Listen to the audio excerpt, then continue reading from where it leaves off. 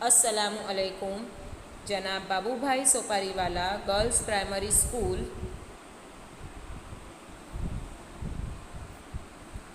ધોરણ 7 વિષય ગુજરાતી। વિદ્યાર્થી મિત્રો, આપણે ગયા તાસમાં પાઠ 3 પરીક્ષા એના લેખક છે પન્નાલાલ પટેલ। ગયા તાસમાં આપણે લેખક પરિચય, પાઠનું વાંચન જોઈ રહ્યા હતા અને થોડી ઘણી પાઠની સમજૂતી પણ મેળવી હતી। વિદ્યાર્થી મિત્રો, આપણે જે ભણી ગયા એનું ફરી એકવાર પુનરાવર્તન કરી લઈએ। તો ચાલો અહીં ધ્યાન આપજો, ચિત્રમાં અહીં ધ્યાન આપો। વિદ્યાર્થીઓ નિશાળે જતા હતા ત્યારે સવાર હતી। સૂર્યનો સોના જેવો કોમળ તડકો ખેતરના મોલ પર પડતો હતો। મોલ એટલે કે પાક। વસંતનો વાયરો વાતો હતો। પક્ષીઓનું ટોળું પાંખોથી વીંઝણું વીંઝતું હોય તેમ ઉડતું હતું। ગામમાંથી છૂટેલું ગાય ભેંસનું ધણ એટલે કે ટોળું જમીન પર વેરાયેલું ઘાસ ફંફોળતું ચાલ્યું જતું હતું। ખેતર પાસેથી પગદંડી પરથી પસાર થતા ચારેય છોકરાઓ વાતોના ગપાટા મારતા ચાલી રહ્યા હતા। તેમની આજુબાજુ લડી રહેલી ઉંબીઓને તેઓ પસવારતા જાય છે અને મોલ પર બેસવા જતા પક્ષીઓને ઉડાડતા જાય છે। વચ્ચે વચ્ચે તેઓ દૂર દેખાતા ઝાડના ઝુંડમાં આવેલી નિશાળ સામે જોઈ લે છે। એમની નજર ચારેય દિશામાં પથરાઈ રહેલા મોલની ઉપર ફરતી રહે છે। એટલે મહાદેવની નજર ગાય ઉપર પડે છે। એ ગાય પાકનું નુકસાન કરતી હોય છે અને એ ખેતર કોનું હતું? તો મહાદેવના માસીનું ખેતર હતું। દૂર દેખાતા એક માણસને તે કહે છે કે માસીને ત્યાં સંદેશો પહોંચે અને માસી આવે ત્યાં સુધીમાં તો ખેતરમાં પ્રવેશેલી ગાય કૂણા કૂણા ઘઉંના મોલને સફાચટ કરી નાખે તેમ હતું। તેથી માસીને ત્યાં સંદેશો પહોંચાડવાને બદલે મહાદેવે જાતે ગાયને હાંકવાનું પસંદ કર્યું। હરાઈ ગાયને હાંકવા મહાદેવે તેને માટીના ઢેફા માર્યા, પણ ચરબીથી ભરેલી ગાયને કોઈ અસર થતો નથી। ગાયને હાંકવા માટે મહાદેવને કોઈ સોટું પણ ન મળ્યું। શેઢા પર આંકડાનો એક દોરો ભાંગ્યો, પણ ગાયને તો ચમરી જાણે શરીર પરની માખો ઉડાતી હોય એવું લાગ્યું। વિદ્યાર્થી મિત્રો, અહીં સુધી આપણે સમજૂતી જોઈ ગયા હતા, બરાબર ને? યાદ આવ્યું ને? તો ચાલો હવે આજના તાસમાં આપણે આગળ વધીએ।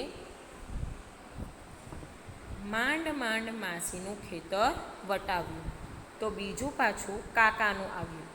હવે બીજું ખેતર કોનું હતું? કાકાનું। કાકા ખારીલા હતા। કેવા સ્વભાવના હતા? ખારીલા સ્વભાવના હતા। ખારીલા એટલે કે ઈર્ષાળુ। કાકા ખારીલા સ્વભાવના હતા, પણ એટલે કાંઈ ગાયને ઘઉં ખાવા દેવાય? મહાદેવ શું વિચારે છે કે માસીના ખેતરમાંથી તો ગાયને બહાર કાઢી, હવે ગાય કાકાના ખેતરમાં છે તો ગાયને બહાર કાઢવી પડશે। તો ત્રીજું ખેતર ગામના એક ગરીબનું હતું। હવે ત્રીજું ખેતર આવ્યું, જુઓ તે કોનું હતું? ગામના એક ગરીબનું હતું। મહાદેવને થયું, ના ના, નારજી કાકાને આટલું એક ખેતર છે ને કાપલો કાઢી નાખશે। શું વિચારે છે અહીં મહાદેવ? કે નારજી કાકા એ ગરીબ છે અને એમનું આ એક જ ખેતર છે, આ ખેતરથી જ એમની રોજીરોટી ચાલે છે। ખેતરમાં ગાયને રહેવા દઈશ તો કાપલો કાઢી નાખશે। રૂઢિપ્રયોગ છે. કાપલો કાઢી નાખવો એટલે કે બધું ખાઈ જવું કે સફાયો કરવો. ગાય ખેતરમાં બધું ખાઈ જશે એમ વિચારે છે ને વળી ગાયને આગળ હાંકી તો મહાદેવમાં અધીરાઈને અકળામણ વધવા લાગી. હવે મહાદેવ થાકી ગયો, એ અકળાઈ ગયો. એક લાકડું હાથમાં આવતા ગાયને ઝૂંડવા માંડી. હવે મહાદેવના હાથમાં શું આવ્યું? એક લાકડું આવ્યું. એ લાકડા વડે તે ગાયને મારવા લાગ્યો. ગાયે મારવાનો ઈરાદો હોય એ રીતે મહાદેવ સામે જોયું. મહાદેવ ગાયને મારતો હતો એટલે ગાય ગુસ્સે થઈને કોને જુએ છે? મહાદેવને જુએ છે. પણ છોકરો એને મારવા સરખો ન લાગ્યો એટલે પછી આડા અવળે દોડવા માંડ્યું. નારજી કાકાનું ખેતર પૂરું થયું. મહાદેવને થયું જાઉં, પણ શંકાનું જ એ ખેતર હતું. નારજી કાકા પછી કોનું ખેતર આવ્યું? શંકાનું, જે મહાદેવનો મિત્ર છે. શંકાનું જ એ ખેતર હતું. એને થશે કે મારા જ ખેતરમાં મૂકી આવ્યો. મહાદેવની અકળામણનો પાર ન હતો. શાળા તરફ જઈ રહેલા છોકરાના હવે માથા પણ નહોતા દેખાતા. મહાદેવે ઢીલા પડતા મનને મજબૂત કર્યું. બધા છોકરાઓ નિશાળે જતા રહ્યા હતા. કોઈ દેખાતું ન હતું. પરંતુ મહાદેવે પોતાનો નિર્ણય અને મન મજબૂત રાખ્યું. આટલું ખેતર કાઢીને મેલીસને પાટી કે શું વિચારે છે? શંકાના ખેતરમાંથી ગાયને બહાર કાઢીને પછી ઝડપથી શાળાએ જઈશ. ત્યાં તો પોતાના જ ખેતરમાં ગાય પેઠી. શંકાના ખેતરમાંથી ગાય ક્યાં ગઈ? પોતાના એટલે કે મહાદેવના જ ખેતરમાં ગઈ. મહાદેવની મૂંઝવણ હવે માઝા મૂકી. માઝા મૂકવી રૂઢિપ્રયોગ છે. માઝા મૂકવી એટલે કે મર્યાદા બહાર જવું. મહાદેવની મૂંઝવણ હવે માઝા મૂકી. એની ગતિ ગામ તરફ પાછી હતી ને સૂરજની ગતિ શાળા તરફ વધતી જતી હતી. અકળામણમાં રડવા સરખો થઈ ગયો. કોણ? મહાદેવ. ગાયને ભણતો ગયો, મારતો ગયો ને વળી વળીને પાછું જોતો ગયો. ગાયને મારતો ગયો અને પાછો ફરીને નિશાળને જોતો હતો. પણ પોતાનો શેઢો વટાવ્યો ત્યાં જ એનો ગભરું જીવ રડી ઉઠ્યો. એ અકળાઈને રડવા માંડ્યો. આ તો પેલા ખુશાલમાનું ખેતર આવ્યું. મહાદેવના ખેતર પછી ગાય ક્યાં ગઈ? ખુશાલમાના ખેતર પાસે ગઈ. એમને કોઈ હળ હાંકનાર તો છે નહીં ને ગામમાંથી લોકોના હળ માંગીને આટલું ખેતર વવરાવ્યું છે. શું વિચારે અહીં મહાદેવ કે ખુશાલમાનું ખેતરમાં ગાય ગઈ છે. ખુશાલમાં કેવા વ્યક્તિ હતા? ગરીબ હતા.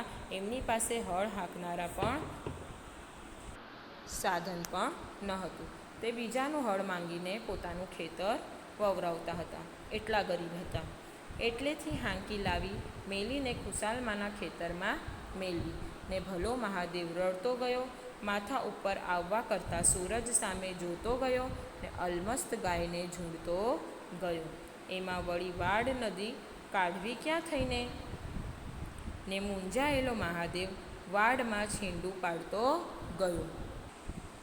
નાકને શીખતો ગયો, પસીનો લૂછતો ગયો ને રડતો રડતો પાછી વળેલી ગાયને ભાંડતો ગયો.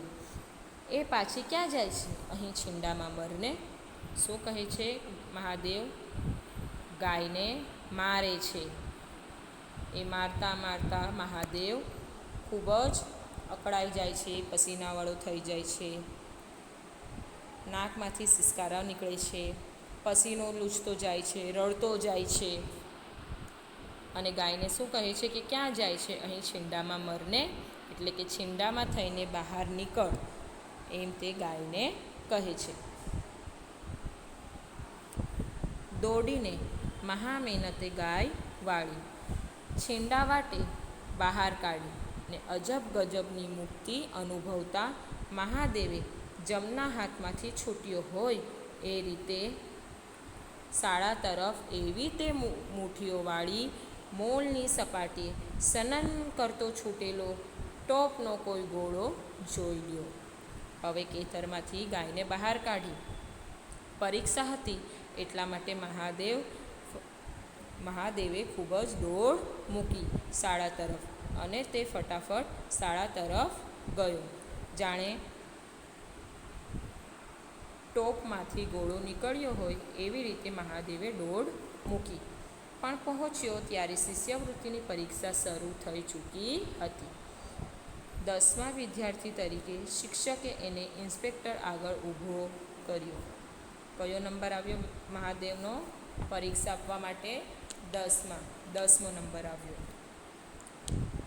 વિદ્યાર્થી તરીકે શિક્ષકે એને ઇન્સ્પેક્ટર આગળ ઊભો કર્યો. ઇન્સ્પેક્ટરે મહાદેવ સામે જોયું. એનો આખો ચહેરો આંસુથી ખરડાયેલો હતો. અંગે પણ પસીનામાં રેબઝેબ હતો. સવાલ કર્યો, કેમ ભાઈ મોડો પડ્યો? શું સવાલ કરે ઇન્સ્પેક્ટર સાહેબ મહાદેવને જોઈને કે કેમ ભાઈ મોડો પડ્યો? મહાદેવ રડતો ગયો ને પોતાની કથની કહેતો ગયો. એની સાથે જે ઘટના બની હતી એ બધી જ ઘટના તે ઇન્સ્પેક્ટર સાહેબને કરે છે. ઘઉંના મોલમાંથી ગાય હાંકવા ગયો હતો સાહેબ. જતા તો જય લાગ્યો, પણ મારે આ ગાયને કોના ખેતરમાં છોડવી સાહેબ? એટલે પછી ખેતરોની બહાર ગાયને કાઢવા રહ્યો, એમાં મને મોડું થયું. ઇન્સ્પેક્ટરે જોયું તો મહાદેવની આંખોમાં આંસુ ન હતા, પણ માનવતાની સરવાણી હતી. પોતાને પૂછતી હતી કે કોના મોલમાં મારે આ હરાઈ ગાયને મૂકવી સાહેબ? આપ જ કહો.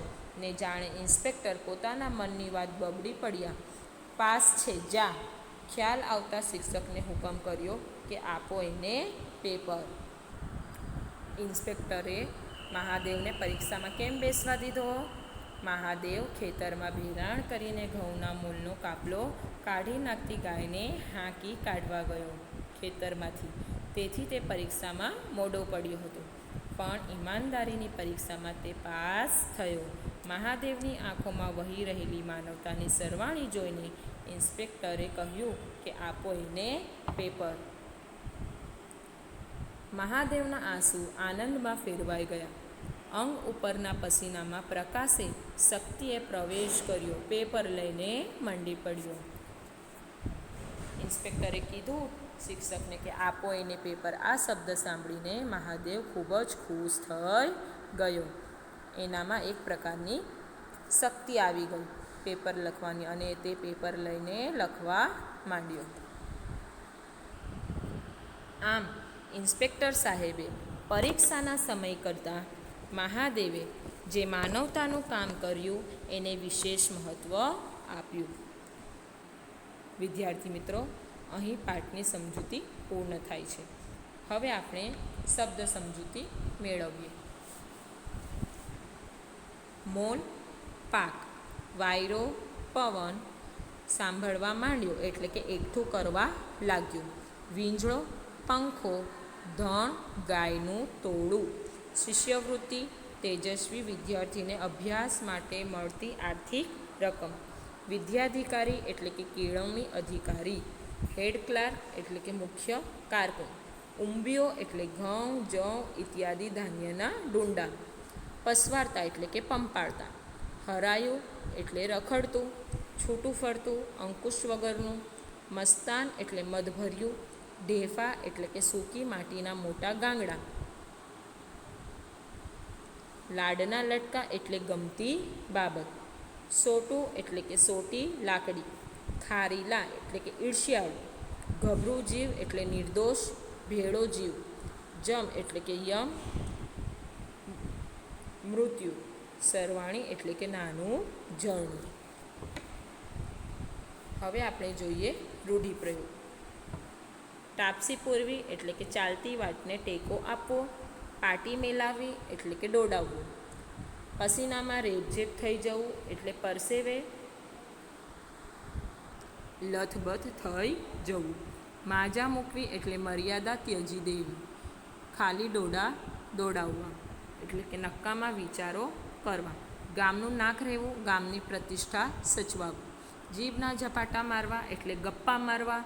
કાપલો કાઢી નાખવો એટલે બધું ખાઈ જવું. આ પા કે પેલી પા એટલે કોઈ પણ પ્રકારની પરિસ્થિતિને પહોંચી વળવા તૈયાર રહેવું. કહેવતો જોઈએ આપણે. 2 કહેવત આવી હતી પાઠમાં, બરાબર ને? મામાનું ઘર કેટલે તો દીવો બળે એટલે. વખત આવ્યો ખરેખર શું છે તેની ખબર પડી જવી. બીજી કહેવત જોઈએ, દશેરાએ ઘોડું ન દોડવું, ખરે સમયે ઉપયોગમાં ન લાગવું. વિદ્યાર્થી મિત્રો, શબ્દ અને રૂઢિપ્રયોગ અને કહેવત આ ત્રણેય વસ્તુ તમારે ગુજરાતીની નોટબુકની અંદર સારા અક્ષરે લખવાનો રહેશે. લખતી વખતે જોડણીનું ખાસ ધ્યાન રાખજો. Thank you.